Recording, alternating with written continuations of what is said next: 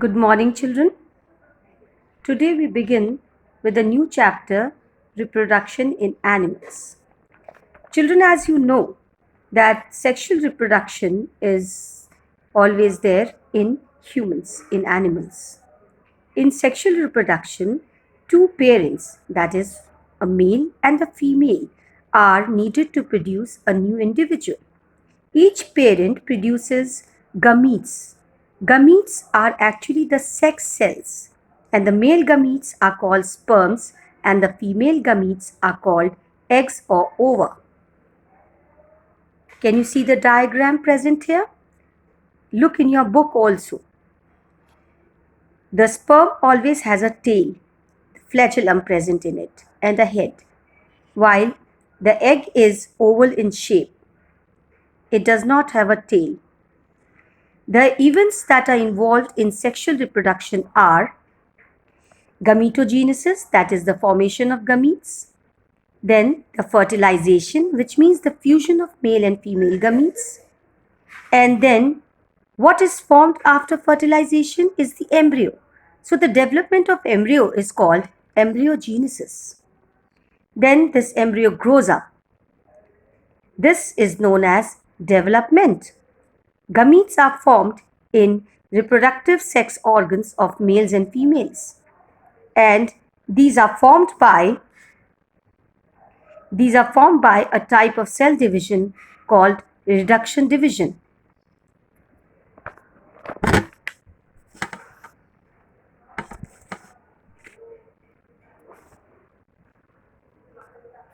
The male parent produces male gametes called sperm, and the female produces ova or egg. The process of fusion of a sperm nucleus with the nucleus of ovum is called fertilization. When a sperm and an ovum fuse together, they form zygote, and this is the first cell of the new organism. The fertilization is of two types: external fertilization and internal fertilization. External we find in fishes and starfishes, which means the fertilization takes place outside the body of the female, while internal fertilization takes place inside the body of a female. And this is present in insects, birds, and mammals, which includes human beings also. Fertilization is very important because the new individual develops from the zygote, inherits characters from both the parents. It resembles the mother in certain characters and father in certain other characters. For this reason, children of same parent not only resemble their parents but also each other. The zygote divides and redivides, and the cell form different tissues and organs. This developing structure is called embryo, and then this embryo grows up into a young boy or a baby girl. The development may occur outside or inside the body of female. Animals which give birth to babies are called viviparous animals, and the animals which lay eggs are called oviparous animals. Human reproductive system, if we talk about, human beings reproduce by sexual reproduction. They are unisexual, that is, the male and female reproductive organs are present in separate individuals. Male individuals are men and they have male reproductive organs, and the female individuals, that is the women, have female reproductive organs. They also have external differences, and these differences are called secondary sexual characters.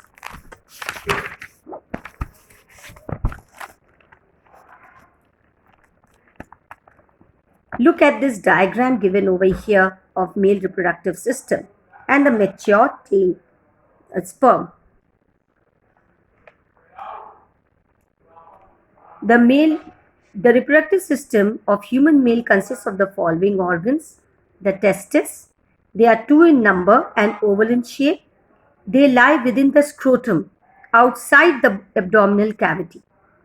Each testis has number of coiled tubes. Sperms are produced inside these testes, inside these tubes. Sperms are male gametes. Epididymis lies in the scrotum in close proximity with testis. Just near the testis we find the epididymis present. This, can you see this portion over here? This is testis and this is the epididymis present. Sperms mature and are stored in epididymis. Then we have got the sperm duct present, or also known as vas deferentia. This tube. This is known as vas deferentia or sperm duct. They start from epididymis. They eject sperm in the urethra prior to ejaculation. Urethra is a median tube structure and it extends through penis and opens at its tip. This serves as a passage for both urine and sperm. Penis is a muscular and erectile organ. It delivers sperms into the vagina of female for fertilization of ovum. Seminal vesicles, prostate glands, and Copper's glands are accessory glands and they are associated with male reproductive organs. Their secretion forms the fluid part of semen. Semen contains sperms in it. Semen is thick white liquid and it contains sperms and secretion from accessory glands of male reproductive system. Then we come to female reproductive system. The reproductive system of human female consists of ovaries, oviducts or fallopian tubes, uterus and vagina. Can you see the diagram present over here? We find the ovaries present, then the oviduct, then the uterus and then the vagina. A pair of ovaries is situated in the abdominal cavity. Only one ovum or egg is released every month by either of the two ovaries.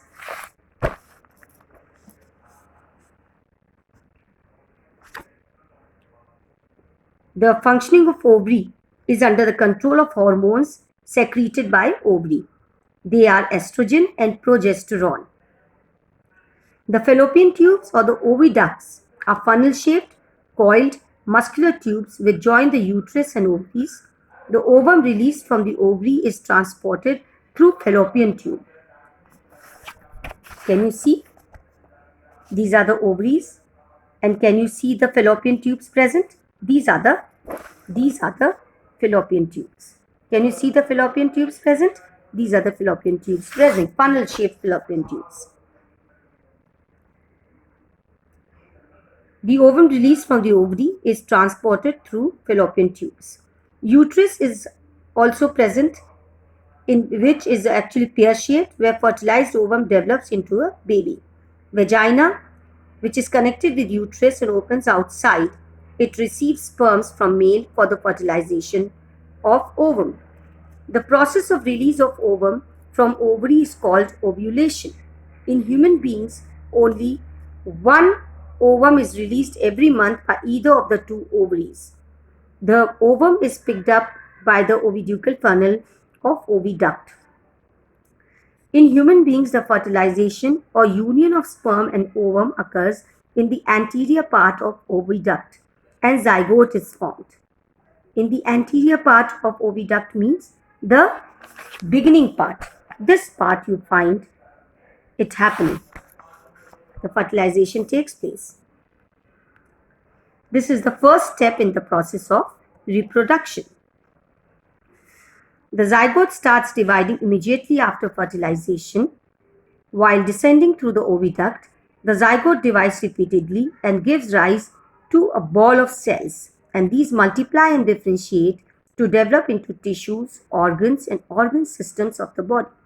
This developing structure is known as embryo. On reaching the uterus, the embryo attaches itself to the wall of uterus by placenta. This is called implantation.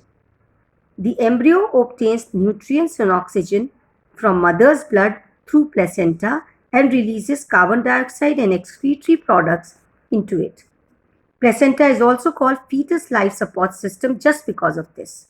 The embryo continues to grow and develop all its body parts. Women with embryo attached to uterine wall is called pregnant, and this condition is called pregnancy.